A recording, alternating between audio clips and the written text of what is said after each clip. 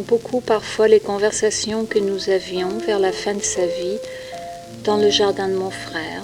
Je lui faisais à déjeuner et après on allait prendre le café dans le jardin. Et elle me racontait des histoires très précises sur sa tendre jeunesse. Elle n'avait aucune mémoire de ce qui s'était passé la semaine d'avant, mais si elle parlait de 40 ans, 50 ans auparavant, c'était très précis.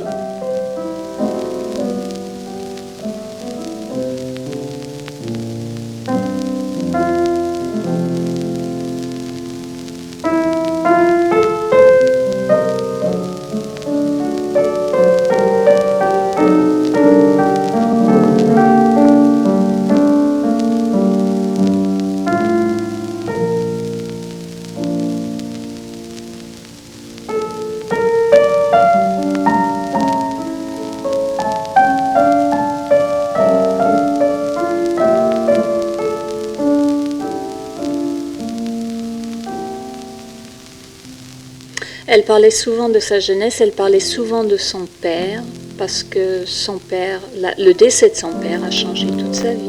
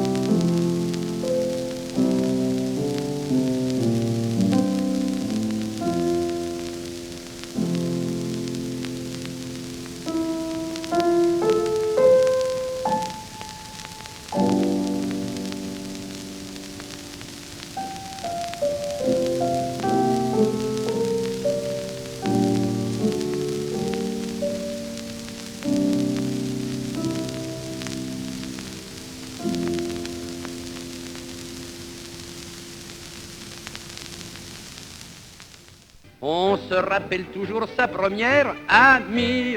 J'ai gardé de la mienne un souvenir pour la vie. Un jour qu'il avait plu, tous deux on s'était plu, et puis on se plut de plus en plus. Je lui demandais son nom, elle me dit Valentine. Et comme elle prenait chaque jour la rue Custine, je pris le même chemin, et puis je lui pris la main. Je l'embrassais enfin. Elle avait de tout petits potons, Valentine, Valentine. Une fois que son frère a été décédé, elle a complètement laissé la musique. C'était trop douloureux pour elle, même de jouer le piano. Et en fait, elle s'est remise au piano dans les années beaucoup plus avancées de sa vie. Je dirais qu'elle s'est remise au piano, elle avait peut-être 70 ans.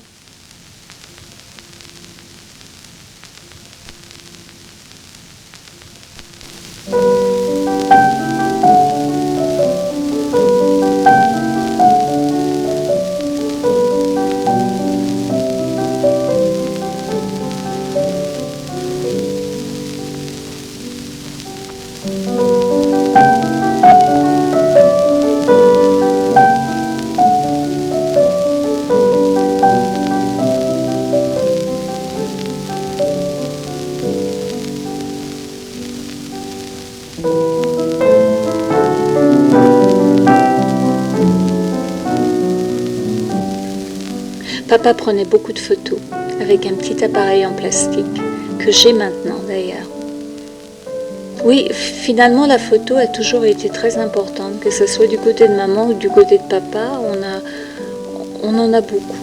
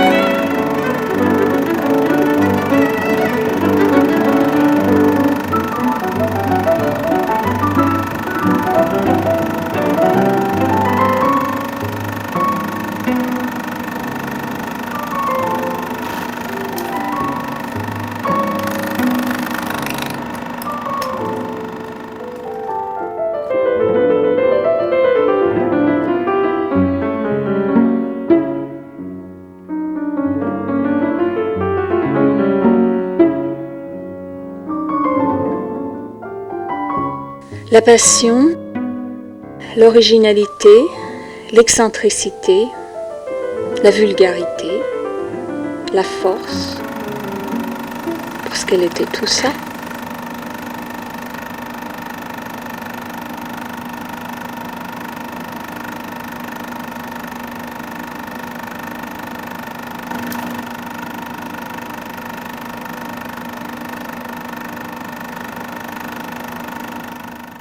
Ma grand-mère était une femme assez sophistiquée, une femme du monde, on peut dire, qui s'est mariée à 17 ans. Et elle me racontait que quand elle s'est retrouvée face à face avec son mari, le soir de ses noces, elle avait tellement peur qu'elle s'est cachée sous la table. Et son mari est allé la chercher.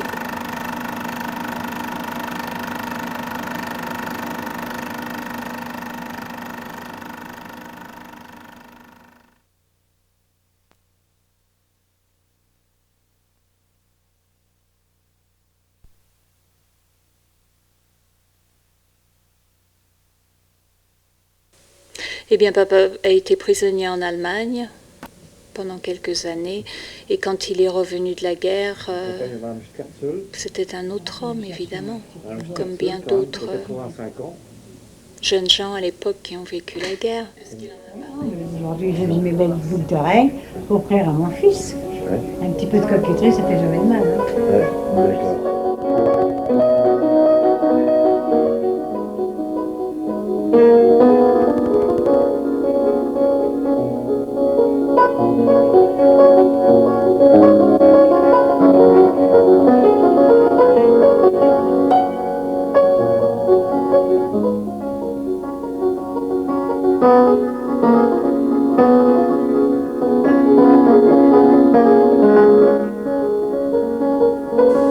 Quand elle jouait, on avait l'impression que la musique venait plus de l'intérieur d'elle que de la partition qui était devant ses yeux.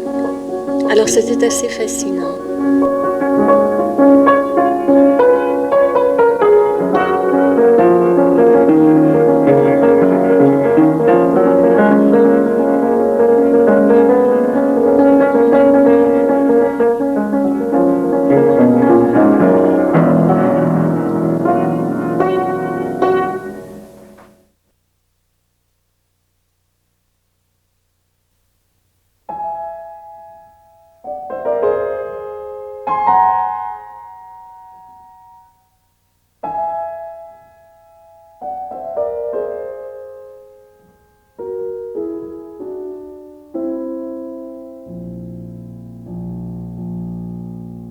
Lundi 31 janvier 1994.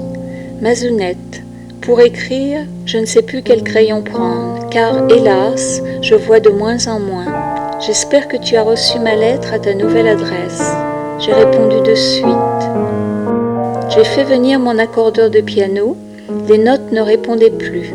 Le voilà arrangé, pour quelque temps, j'espère. Car il est ma seule compagnie. Je suis seule, toujours seule, avec ma musique.